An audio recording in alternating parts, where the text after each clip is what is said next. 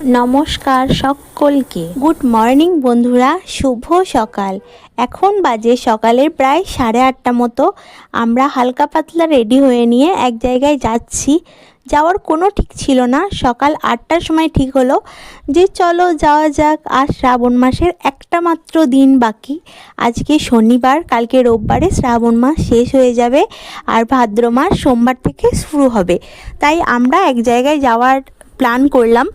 কোথায় যাচ্ছি অবশ্যই তো জানাবো তোমাদেরকে, তার আগে কিছু কথা শেয়ার করে নিই। চলো, আমরা এখানে একটা সুতির ছাপা একটা শাড়ি নেবো, সেটাই পছন্দ করছি। আর এই শাড়িটা নিয়ে নিয়েছি। অনেকগুলো শাড়ি দেখার পর মোটামুটি এটাই ঠিক লাগলো যে নিয়ে নিই। অগ্নির জন্য একটু কেক বিস্কুট নিয়ে নিলাম।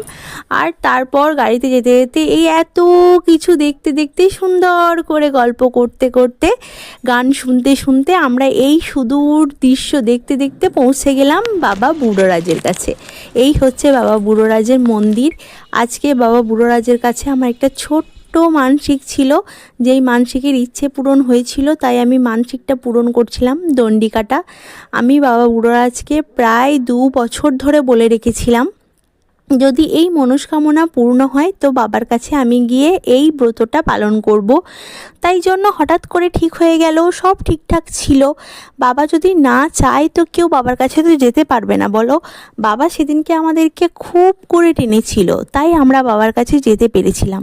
না হলে আমাদের আগের দিন থেকে কিচ্ছু ঠিক ছিল না। সকালে ঘুম থেকে উঠেও প্রায় 5:30টার সময় কিচ্ছু ঠিক ছিল না।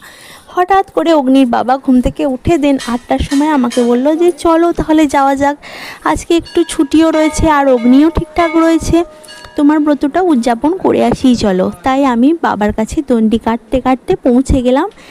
খুবই একটু কষ্ট হচ্ছিল, কিন্তু ঠিক আছে, কোনো ব্যাপার না।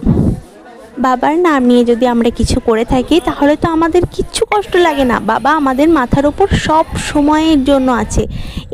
এই যে একবার বাবার মন্দিরটা দেখে নিলাম, দূর থেকে বাবাকে দর্শন করে নিলাম, মনে তো আর একটুও কষ্ট নেই, খুব আনন্দ। আর আমি এতদিন পর ব্রতটা উদযাপন করতে পেরেছি, এটাই আমার অনেক ভালো লাগছে। এখানে দেখো সবাই তাদের মনস্কামনা একটা করে ইঁটে সুন্দর সুতো দিয়ে গিট বেঁধে রেখে গেছে। আমি আশা করি সবার সব মনস্কামনা পূর্ণ হোক, যেমন আমারটা হয়েছে।